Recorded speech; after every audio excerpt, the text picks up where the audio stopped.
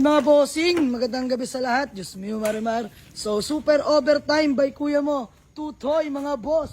So kinabit na ni Tutoy yung apat na shock and spring. Balik all stock na mga bossing at sobrang solid netong Honda Accord. Engine and transmission, wala tayong pag-uusapan mga boss. Ako na nagsasabi sa inyo. Finor keeps ko to dahil pinang-stance ko, pero yun nga mga bossing, hindi ko na nagamit. Kaya balik na natin sa stock para di naman mahirapan yung makakabili. So ayan, stock height na siya mga bossing. Tsaka naka 16-inch mags na. Diyos mio marimar. Napakakapal pa ng mga goma.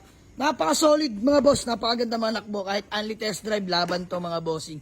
So ayan, dinidetail lang namin. And then car wash ni Boss KR mga bossing. So all goods na to. Makinis pa paint. Ito na lang. Dalawang fender kasi pinenderol yan mga bossing eh. Winide. So, babalik ko lang ulit sa stock. Paparepaint ko na yung fender niyan mga bossing. And then, for sale na natin agad-agad mga boss. So, swerte makakuha nito. Ako na nagsasabi. All goods to mga bossing. Naka-straight pipe na rin yan. Aircon, sobrang lamig mga boss. Kahit tanghaling tapat. Kung cleaning yung aircon system niyan mga bossing. Sige, Dret. Park mo na. Pogi mga boss. Oh, Diyos mio marimar. Ililinis natin yung mga mags and tires by Boss KR. Yan mga boss. Napaka-pogi na itong ating Honda Accord. 2005 model automatic with straight pipe na. Ayan o. Pogi mga bossing. Smio marimar. Napakagwapo.